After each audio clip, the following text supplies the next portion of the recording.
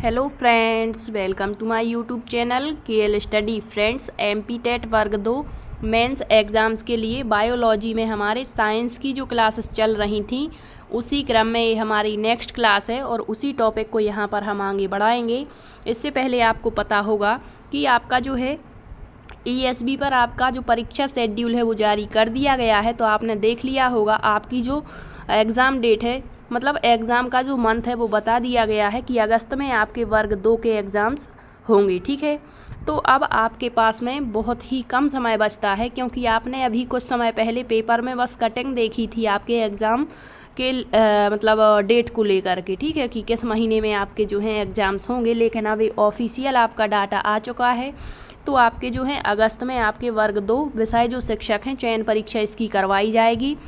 तो अब आपके पास आपको 4 महीने का समय मिलता है। तो 4 महीने मान के चलिए आपके पास केवल 120 दिन है। ठीक है, अब आपको एक अपना टारगेट बनाना है कि आपको कितना, मतलब जो सिलेबस है किस समय में आपको कवर करना है, क्या स्ट्रेटजी आपकी होनी चाहिए, ये आपको खुद से बनानी है और बहुत अधिक से अधिक समय आपको यहाँ पर देना होगा। ठीक है, अब कुछ कमेंट्स आते हैं कि जो ये क्लासेस होती हैं इनके पीडीएफ प्रोवाइड करिए। ठीक है, तो हमारे पास इतना टाइम नहीं है कि हम आपको पीडीएफ दे सकें, हमारे पास में बहुत ही कम समय रहता है, इसीलिए हम रेगुलर आपको क्लासेस भी नहीं दे पाते। फिर भी हम पूरा प्रयास करते हैं कि आपको रेगुलर क्लास दे पाएँ। तो पीडीएफ यहाँ पर अवेलेबल नहीं हो पाएगा, इसके लिए हम बहुत बहुत क्षमा मांगते हैं आप सभी से। इसके बाद अन्य जो आपका जो है, अब कुछ कमेंट्स आते हैं कि क्या जो यहाँ पर क्लासेस चलती हैं इससे बाहर परीक्षा में पूछा जाएगा या सबका सब यहीं से आएगा। तो आपको बता दें, ऐसा कोई भी मतलब एक पर्सन नहीं हो सकता या ऐसी कोई एक बुक नहीं हो सकती। अब कई बच्चे पूछते हैं कि सबसे अच्छी बुक कौन सी होती है, तो यहाँ जैसे हमने आपको बुक भी बता दी कि एनसीईआरटी आप कर लीजिए। तो ऐसा नहीं है कि आपका जो मेन सब्जेक्ट 100 अंक का पूछा जाना है पूरा का पूरा एनसीईआरटी से आ जाए। तो ऐसा ही आपका क्लासेस से रहता है। यहाँ हम बहुत अच्छा मैटर आपको देते हैं, एनसीईआरटी के साथ साथ अदर जो ऑथेंटिक बुक्स होती हैं वो डाटा यहाँ पर लाते हैं। लेकिन यहाँ मतलब आपका एफ़र्ट भी यहाँ ज़रूरी है, क्योंकि एक टीचर जो है वो आपको गाइड कर सकता है, आपको पढ़ा भी सकता है अच्छे से अच्छा, लेकिन आपकी भी यहाँ कुछ जिम्मेदारी बनती है। जैसे एक टॉपिक हमने यहाँ पर कवर करवाया तो उसके आगे मतलब आगे जो चीज़ें हैं वो आपको ढूंढनी है कि इससे और अतिरिक्त क्या हो सकता, कहाँ से कैसे क्वेश्चन बन सकते हैं। ठीक है, तो यहाँ पर जो हमारी बायोलॉजी की अभी तक क्लासेस हुई हैं वो लगभग 56 क्लासेस हो चुकी हैं और इसमें आपके पात्रता परीक्षा के सारे टॉपिक को कवर करवाया गया है। तो आप देख सकते हैं, कोशिका से हमने स्टार्ट किया था, मतलब जो आपका सजीव जगत होता है। ठीक है, तो एक जो जीव है, जीवित क्यों है, वो कोशिका से उसकी हमने शुरुआत की थी। इसके बाद आपको कोशिका के बाद ऊतक पढ़ाया, फिर आपका जो वर्गीकरण होता है 5 जगत वर्गीकरण वो पढ़ाया। ठीक है, तो इस तरीके से हमारे बहुत सारे जो बायोलॉजी के टॉपिक हैं वो कवर हो चुके हैं। यहाँ पर आपका एक टॉपिक दिया होता है मानव शरीर का संरचनात्मक संगठन, तो उसमें हमें पूरे मानव का स्ट्रक्चर पढ़ना होता है कि जो मानव के अंदर जो जो आपके बॉडी पार्ट्स होते हैं, जैसे विभिन्न प्रकार के तंत्र होते हैं, किसका क्या कार्य होता है, कैसे ये हमारा जो जीवन है वो चल रहा है, ये सारी चीज़ें यहाँ हम पढ़ रहे थे। तो आपको लगभग 8 तंत्र हैं जिनका अध्ययन आपको करना है और यहाँ से क्वेश्चन भी अच्छे खासे पूछे जाते हैं। थोड़े हाई लेवल के क्वेश्चन इसी टॉपिक से बनते हैं। ठीक है, क्योंकि यहाँ जब आप एक बार पूरे जो आपके तंत्र हैं मानव शरीर के उनको आप पढ़ लेंगे तो इतना ज़्यादा कन्फ्यूजन होता है, पता ही नहीं चलता कि कहाँ पर क्या पढ़ा था। तो ये आपकी समझ पर डिपेंड करेगा कि आप समझ करके कैसे इसको हैंडल करते हैं। ठीक है, तो यहाँ पर हमारे लगभग 3 तंत्र हो चुके हैं।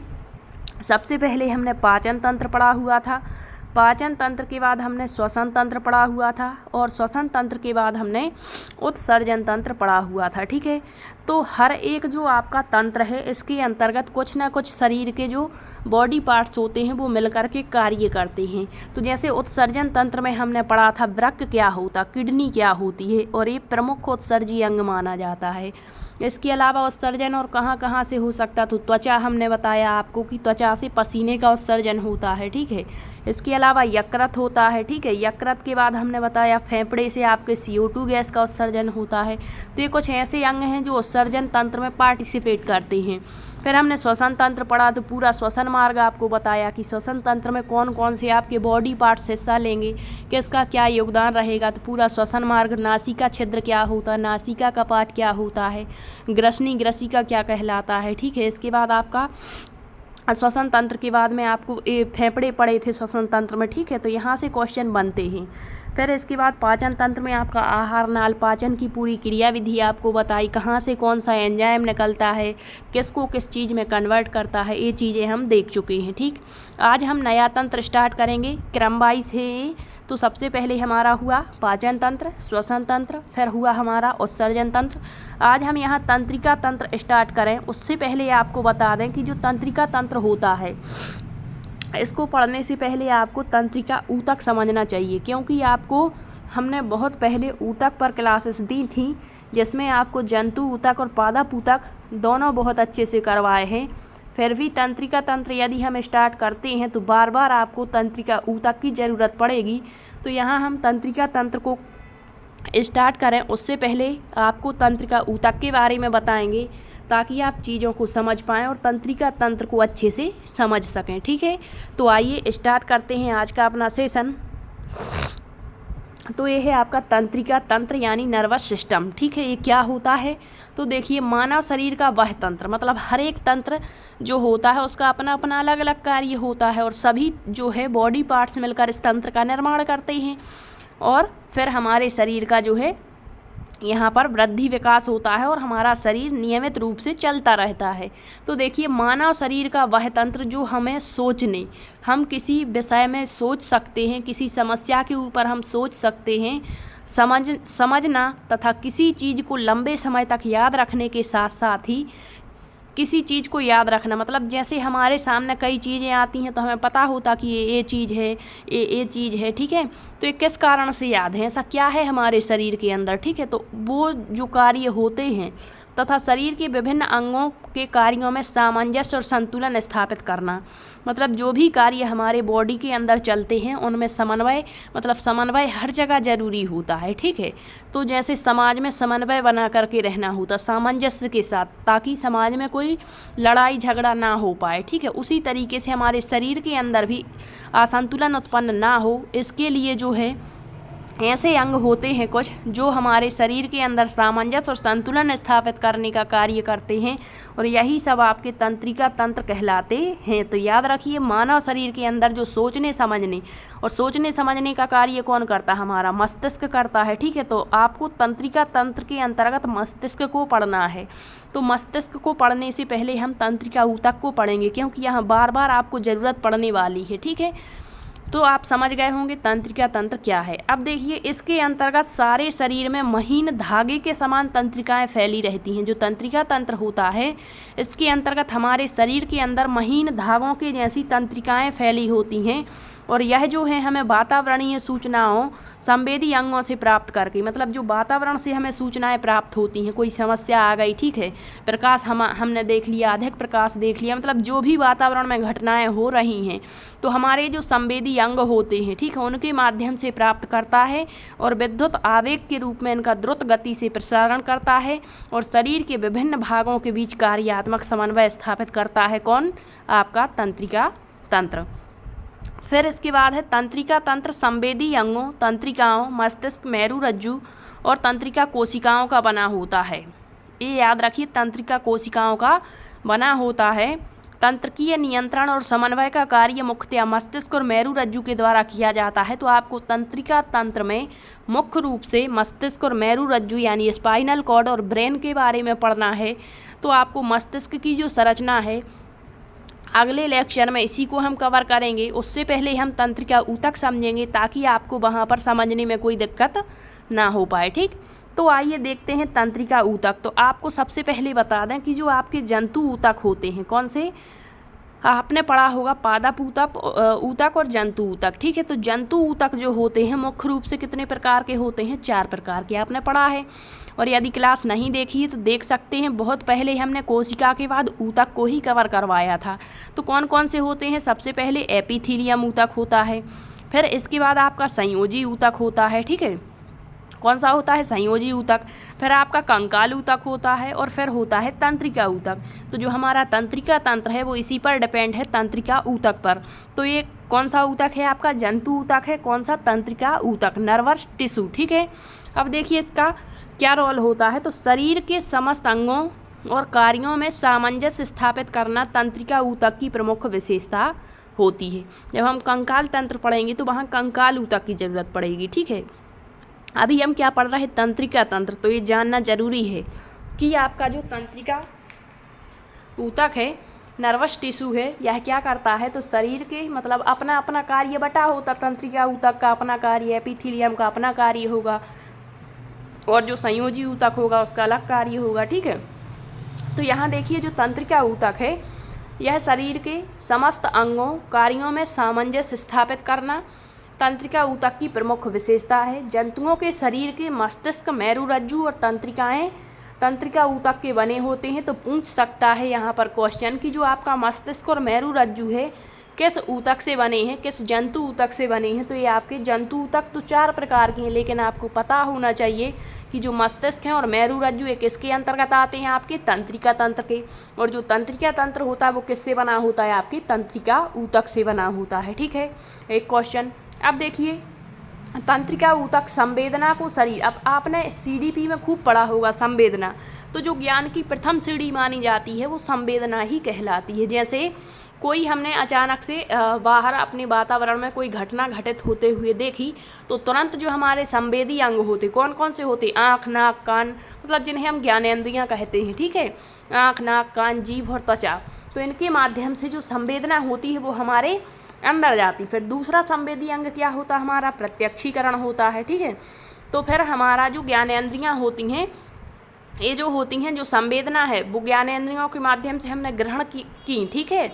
बाहरी घटना हमने ग्रहण करी और डायरेक्ट फिर प्रत्यक्षीकरण होता है और हमारे मस्तिष्क पर इसका असर पड़ता है और मस्तिष्क उसको पहचान जाता है।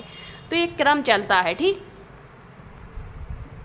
तो देखिए तंत्रिका ऊतक संवेदना को शरीर के एक भाग से दूसरे भाग में भेजने का कार्य करता है। कौन, तंत्रिका ऊतक। जो भी संवेदना का मतलब है, जो भी हम चीज़ वातावरण में होते हुए देखते हैं, ऐसा नहीं कि केवल घटना, कुछ भी चीज़ हमने देखी और तुरंत हमें पता चल जाता है कि यहाँ पर ये कार्य चल रहा है।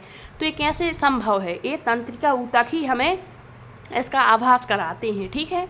अब देखिए तंत्रिका ऊतक की इकाई न्यूरॉन, मोस्ट इम्पोर्टेंट क्वेश्चन है, ये आप याद रखेंगे, पूछ लेता है। जिस तरह से हमने पढ़ा हुआ था आपका उत्सर्जन तंत्र में, क्या पढ़ा था, उत्सर्जन तंत्र में जो आपका होता है क्या, किडनी जिसे हम कहते हैं, क्या कहते हैं, किडनी, या जिसी को वृक्क कहते हैं। तो इसकी इकाई क्या मानी जाती थी, नेफ्रॉन, क्या मानी जाती थी, नेफ्रॉन। उसी तरीके से आपके तंत्रिका ऊतक की इकाई क्या है, न्यूरॉन है। इकाई आप समझते हैं, जिससे मिलकर के आपके पूरे मतलब छोटी छोटी सी संरचनाओं से मिलकर बड़ा मतलब किसी चीज़ का निर्माण होता है, तो वही इकाई होता है। जैसे कोशिका हमारे जीवन की कार्यात्मक इकाई है, ठीक है। मकान की इकाई हम जैसे ईंट को कहते हैं, उसी तरह से जो आपका तंत्रिका ऊतक है इसकी इकाई है न्यूरॉन, या इसी को तंत्रिका कोशिका कहते हैं, नर्व सेल कहते हैं। तो ये आपको याद रखना है। न्यूरॉन तो आप फिर भी याद रख लेते हैं, यहाँ पर तंत्रिका कोशिका जैसे ही ऑप्शन में आता है और आप थोड़े से भ्रमित हो जाते हैं। तो याद रखिए न्यूरॉन को ही तंत्रिका कोशिका कहते हैं। अब जो तंत्रिका कोशिका होती है या जो न्यूरॉन होते हैं, इसके 3 भाग होते हैं और यही आपको याद रखने हैं। तो आप समझ गए होंगे कि जो हमारे शरीर के अंदर जो भी संवेदनाएं होती हैं, संवेदनाओं के माध्यम से चीज़ों को हम जो ग्रहण करते हैं, तो उसका कार्य चीज़ों को ग्रहण करना, समझना, सोचना, इसका कार्य कौन करता है, हमारा मस्तिष्क करता है और मेरुरज्जु करती है। अब ये जो मस्तिष्क और मेरुरज्जु है, ये किसके भाग हैं, आपके तंत्रिका तंत्र के। अब जो तंत्रिका तंत्र होता है, इसके अंदर जो मस्तिष्क, मेरुरज्जु वगैरह हैं, तो ये जो है किस ऊतक से बने होते, तो तंत्रिका ऊतक से बने हैं, ठीक है। अब तंत्रिका ऊतक जो होता है इसकी इकाई क्या कहलाती है, तो आपको इस तरीके से समझना है चीज़ों को, ठीक है, क्रमबद्ध तरीके से, ताकि आप याद रख पाएँ। तो तंत्रिका ऊतक की इकाई क्या हो गई आपकी? न्यूरॉन। न्यूरॉन नहीं देगा तो कह देगा तंत्रिका कोशिका। अब जो तंत्रिका कोशिका है या जो न्यूरॉन है, ये 3 मुख्य भाग होते हैं इसके। यही 3 मुख्य भाग याद रखने हैं। यहीं आगे अभी आप जब मस्तिष्क की संरचना पढ़ेंगे या पूरा तंत्रिका तंत्र पढ़ेंगे तो ये वहाँ पर बार बार आएंगे। तो देखिए, सबसे पहले इसके 3 भाग आप याद रखिए। पहला साइटोन, डेंड्रॉन और एक्सॉन। कौन कौन से? साइटोन, डेंड्रॉन और एक्सॉन। आप इस तरीके से समझिए। ये चित्र तो आपको दिख रहा होगा, ठीक है, और इसी के माध्यम से आपको समझना। ये है आपका तंत्रिका तंत्र। अब इसमें आप देखेंगे ये है सेंट्रॉन, ठीक है, सेंट्रॉन आप देख पा रहे हैं। ये चित्र आपने बनाया भी होगा। ये होता है तंत्रिका तंत्र का। फिर ये जो छोटी छोटी पतली संरचनाएं, ये डेंड्रॉन होती हैं, फिर इसी से डेंड्रॉइड बनते हैं, ठीक है, और ये होते हैं एक्सॉन, मतलब ये लंबी जो पतली एक संरचना निकली हुई है, ये एक्सॉन, ठीक है। तो ये 3 भाग होते हैं आपके न्यूरॉन के, ठीक है, या तंत्रिका कोशिका की। अब देखिए, सबसे पहला भाग है साइटोन। तो यह तंत्रिका कोशिका का मुख्य भाग होता है। क्वेश्चन पूछ लेगा, तंत्रिका कोशिका या जो आपके तंत्रिका ऊतक होते हैं उसकी इकाई तंत्रिका कोशिका कहलाती है। बताइए इसका मुख्य भाग कौन सा है? तो साइटोन है। और जब इस तरीके से लैंग्वेज में क्वेश्चन देगा तो आप कंफ्यूज हो जाएंगे। तो थोड़ा सा याद रखिए आप कि तंत्रिका कोशिका क्या है, न्यूरॉन क्या होता है, तंत्रिका ऊतक क्या होते, तंत्रिका तंत्र क्या होता है, ठीक है। तो तंत्रिका तंत्र बना होता है तंत्रिका किससे? तंत्रिका ऊतक से। और तंत्रिका ऊतक की इकाई क्या होती है? तंत्रिका कोशिका, जिसे हम न्यूरॉन कहते हैं। इसके कितने भाग होते हैं? 3 भाग होते। कौन कौन से? Cyton, dendron, axon. अब जो मुख्य भाग होता है वो क्या कहलाएगा? तो आपका साइटोन कहलाएगा। इस तरीके से आपने जो संरचना देखी तो ये क्या होता है आपका? ये जो भाग है ये साइटोन कहलाता है, ठीक है। तो यही आपके तंत्रिका कोशिका या न्यूरॉन का मुख्य भाग है। इसमें क्या होता है? इसके अंदर जो आप इस संरचना देख रहे हैं इस तरीके से, तो इसके अंदर एक केंद्रक होता है तथा कोशिका द्रव्य होता है। तो केंद्रक आप समझते हैं न्यूक्लियस, और कोशिका द्रव्य भी आप समझते हैं। कोशिका के अंदर जो पतला गाढ़ा चिपचिपा तरल जेली जैसा पदार्थ भरा हुआ होता है क्या कहलाता है? कोशिका द्रव्य। तो पूछ सकता है कि बताइए, जो आपका तंत्रिका ऊतक होता है उसका मुख्य भाग साइटोन होता है, तो इसके अंतर्गत कौन कौन सी चीज़ें उपस्थित होती हैं? तो इसके अंदर एक केंद्रक होगा। पहले तो आपको यही पता होना चाहिए कि सेंट्रॉन है क्या, ठीक है। तो ये होता है, अब ये आप देख रहे हैं ना, ये है, इसके अंदर क्या है? केंद्रक है। और ये जो आप काली सी संरचना देख रहे हैं, क्या भरा हुआ है? इसके अंदर कोशिका द्रव्य भरा है। जो कोशिका के अंदर भरा होता है वो कोशिका द्रव्य कहलाता है। और यदि कह देता केंद्रक के अंदर तो वो केंद्रक द्रव्य कहलाता है, ठीक है। और ये दोनों की बीच की जो निर्माण करता है क्या कहलाता? आप कमेंट्स के माध्यम से बताइए। हमें आपको सारे कोशिकांग पढ़ा चुके हैं, ठीक। तो सबसे पहले देखिए, तंत्रिका कोशिका का मुख्य भाग क्या हो गया? साइटोन। इसके अंदर क्या होता है? एक केंद्रक होता है। और क्या भरा होता है उसके अंदर? कोशिका द्रव्य। इसके कोशिका द्रव्य में अनेक प्रोटीन युक्त रंगीन कण होते हैं। मतलब जो कोशिका द्रव्य भरा हुआ है उसमें प्रोटीन से युक्त रंगीन कण होते हैं, और इन्हीं कण को निसिल्स कण कहते हैं। ये आपको याद रखना है। ये इम्पोर्टेंट क्वेश्चन यहीं से उठ कर के आते हैं और हम समझ नहीं पाते। तो क्या हो गया, इतना आप समझेंगे। साइटोन क्या होता है? साइटोन आपके तंत्रिका कोशिका का प्रमुख भाग। इसके अंदर क्या क्या होता है? तो एक तो आपका केंद्रक होगा, और क्या होगा उसके अंदर? क्या भरा है? कोशिका द्रव्य। अब जो कोशिका द्रव्य है ये कैसा होता है? तरल होता है। तरल का मतलब होता है द्रव अवस्था में होता है, द्रव अवस्था में। द्रव अवस्था में मतलब जेली जैसा पदार्थ होता है। अब इसमें क्या है आपका कोशिका द्रव्य? इसमें क्या है? छोटे छोटे से प्रोटीन रंगीन कण हैं, प्रोटीन युक्त रंगीन कण हैं, और इन्हीं कणों को क्या कह दिया?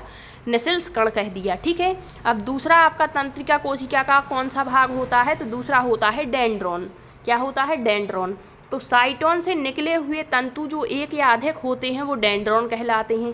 तो ये क्या है आपका? ये है आपका साइटोन। क्या है ये? साइटोन है। अब इससे जो एक, कहीं कहीं एक और कहीं कहीं एक से अधिक जो तंतु जैसी संरचना है, तंतु देख रहे हैं ना, तंतु जैसी जो संरचना होती है क्या कहलाते हैं? डेंड्रॉन कहलाते हैं। तो आप समझ गए अब क्या कहलाते हैं? डेंड्रॉन। अब देखिए यहाँ पर डेंड्रॉन पुनः शाखित होकर पतले पतले डेंड्राइट्स बनाते हैं जो आवेग को साइटोन में लाते हैं। मतलब यहाँ देखिए, ये जो डेंड्रॉन है, मतलब एक संरचना ये आपकी डेंड्रॉन हो गई, और ये जब फिर पुनः से कई भागों में बट जाती है तो ये क्या कहलाते हैं? डेंड्रॉइड्स कहलाते हैं। और जो आवेग मतलब बाहर जो उत्पन्न होता है, जिन्हें हम समझते हैं, सोचते हैं, ये इसको अंदर लाने का, साइटोन के अंदर लाने का कार्य कौन करता है? तो यही आपका डेंड्रॉन करता है, ठीक है। फिर तीसरा भाग होता है एक्सॉन। तो एक्सॉन क्या कहलाता है, तो साइटोन से शुरू होकर बहुत पतला और लंबा तंत्रिका तंतु निकलता है। यहाँ आप देख रहे हैं ये साइटोन है यहाँ पर, तो इससे होकर ये बहुत लंबा और पतला क्या निकला, यहाँ से एक तंतु जैसा संरचना निकली, और यही क्या है, एक न्यूरॉन से दूसरे न्यूरॉन तथा संदेश वाहक का कार्य करता है। इसे ही एक्सॉन कहते हैं। मतलब संदेश वाहक का कार्य क्या करता है, एक्सॉन करता है, और यह आवेग को साइटोन से आगे की ओर ले जाता है। आवेग डेंड्रॉइड से इसके अंदर आए, फिर जो आवेग यहाँ आ गए हैं इनको साइटोन से कहाँ ले जाते हैं, और आगे की ओर, और हम समझ जाते हैं चीज़ों को। तो आप समझ गए होंगे तंत्रिका तंत्र के कितने भाग होते हैं, 3। कौन कौन से, एक तो साइटोन होता है, एक होता है आपका डेंड्रॉन, और एक होता है आपका एक्सॉन। तो क्या होता है यहाँ पर, साइटोन क्या कहलाता है, तो साइटोन जो है सबसे मुख्य भाग, इसके अंदर क्या होता है, एक आपका क्या होता है, नाभिक होता है, और कोशिका द्रव्य भरा होता है। कोशिका द्रव्य में छोटे छोटे से प्रोटीन युक्त रंगीन कण होते हैं जो निसेल्स कण कहलाते हैं। फिर आपके साइटोन से होकर कुछ ऐसे लंबे तंतु जैसी संरचना निकलती जो डेंड्रॉन, और यह जो संरचना है मतलब पुनः से कई भागों में विभाजित हो जाती जो डेंड्रॉइड्स कहलाती है। और यह क्या होता है, आवेग को साइटोन के अंदर लाने का कार्य करता। फिर एक्सॉन क्या होता है, तो साइटोन से शुरू होकर एक लंबा तंतु जैसी संरचना होती जो एक न्यूरॉन से दूसरे न्यूरॉन की ओर आगे बढ़ता है, और यह आवेग को आगे ले जाने का कार्य करता है। ठीक, ये हो गई आपकी संरचना, आप देख पा रहे हैं, ये आपका एक्सॉन होता है। ठीक है, इस तरीके से। अब देखिए यहाँ पर साधारणतया एक लंबे एक्सॉन को तंत्रिका तंतु कहते हैं। क्या कहते हैं, जो लंबा एक्सॉन आप देख रहे थे अभी संरचना, वो क्या कहलाती है, तंत्रिका तंतु। और तंत्रिका तंतु के बाहर कोमल आच्छद को न्यूरिलमा आच्छद कहते हैं। इसके नीचे स्थित माइलिन आच्छद को मज्जा आच्छद कहते हैं, मतलब माइलिन सीट कहते हैं। और यह जगह जगह संकुचित होता है। तो आप देख रहे हैं, मतलब ये जो संरचनाएं दिख रही हैं माइलिन और आपका जो है यहाँ पर, तो यहाँ पर ये संकुचित आपको दिख रहा है। ठीक है, इस तरीके से। तो ये संरचनाएं यहाँ पर बताई गई हैं। फिर संकुचित स्थान होता है वो रेनवियर की नोड उसको कहते हैं। मतलब इस तरीके से एक हो गया। फिर दूसरी संरचना तो ये क्या कहलाती, रेनवियर की नोड ऑफ रेनवियर। और जब एक से ज़्यादा तंतु संयोजी ऊतक से घिरे होते हैं तो इसे तंत्रिका कह देते हैं। साइटोन के समूह को गुच्छिका कहते हैं। जो साइटोन है यदि उसका समूह बन जाता है तो वो एक गुच्छिका का निर्माण करता है। तंत्रिका ऊतक से मस्तिष्क और मेरु रज्जु बनते हैं। मोस्ट इंपोर्टेंट, तंत्रिका ऊतक से शरीर का कौन सा पार्ट्स बनता है, तो मस्तिष्क और मेरु रज्जु, ब्रेन और स्पाइनल कार्ड। इन दोनों अंगों से तंत्रिकाएं शरीर के विभिन्न भागों में जाती हैं और आती हैं, जिससे हमें चीज़ों का आभास होता है। ठीक, इनमें से कुछ तंत्रिकाएं आवेगों को शरीर के अंदर या बाहर से प्राप्त करके मस्तिष्क या मेरु रज्जु में ले जाते हैं। अन्य कुछ तंत्रिकाएं आवेगों को मस्तिष्क और मेरु रज्जु से शरीर के अन्य भाग, मतलब आने जाने का कार्य इसमें लगा रहता है, जो अनुरूप ढंग से उत्तेजित होते हैं। फिर एक होता है स्नैप्स। ये क्या कहलाता है, तो एक न्यूरॉन के एक्सॉन के अंतिम छोर की शाखाएं दूसरे न्यूरॉन के डेंड्राइट से जुड़कर स्नैप्स बनाती हैं। इसकी ज़रूरत पड़ती है। ठीक है, तो डेंड्राइट्स आप समझ गए क्या होता है। इसके बाद आप एक्सॉन समझ गए क्या कहलाता है। अब ये स्नैप्स भी समझ गए होंगे कि जो आपका एक न्यूरॉन होता है तंत्रिका कोशिका का जो एक्सॉन होता है, ठीक है, एक्सॉन ये यहाँ से निकलता है, इसका जो अंतिम छोर होता है और दूसरे न्यूरॉन के डेंड्राइट से जुड़कर क्या बना देती है, स्नैप्स बना देती है। ठीक, अब देखिए मनुष्य का जो तंत्रिका तंत्र है मुख्य रूप से आपको 3 भागों में बांट करके पढ़ना है। केंद्रीय तंत्रिका तंत्र, परिधीय तंत्रिका तंत्र और स्वायत्त या स्वाधीन तंत्रिका तंत्र। तो जो आपका पहला केंद्रीय तंत्रिका तंत्र होता है इसमें आपको क्या पढ़ना है, मस्तिष्क के बारे में पढ़ना है। तो इसके बारे में हम कल पढ़ेंगे ताकि आप चीज़ों को अच्छे से गेन कर पाएँ, समझ पाएँ और किसी भी डाउट में ना रहें। ठीक है, मस्तिष्क मेरु रज्जु आप केंद्रीय तंत्रिका तंत्र में पढ़ते हैं। इसकी पूरी संरचना हम कल देखेंगे। यदि आपको सेशन पसंद आते हैं तो शेयर ज़रूर करें। यदि आपका कोई डाउट बनता है तो आप कमेंट्स में पूछ सकते हैं। और हमारे केमिस्ट्री की क्लासेस भी चल रही हैं, उनको भी आप अटेंड कर सकते हैं। अलग अलग दोनों की हमने प्लेलिस्ट बना दी है। और अब आपके एग्ज़ाम्स के लिए बहुत ही कम समय है, तो आप पूरी लगन, मेहनत और ईमानदारी के साथ में तैयारी करेंगे ताकि आप, क्योंकि यहाँ पद तो आपको खुद पता है कितने कम पद हैं और यहाँ पर सिलेक्शन वही ले पाएगा जो बहुत अच्छी मेहनत करेगा, लगन के साथ मेहनत करेगा। क्योंकि कम पदों में मेहनत करना मतलब एक अपने आप में बहुत बड़ी बात होती है। जब यदि पद अधिक होते हैं तो संभावना भी अधिक होती है, लेकिन यहाँ पद ना के बराबर हैं तो आपको डीमोटिवेट तो बिल्कुल होना ही नहीं है, क्योंकि एक ही ऑप्शन नहीं है आपके पास, कई ऑप्शन होते हैं।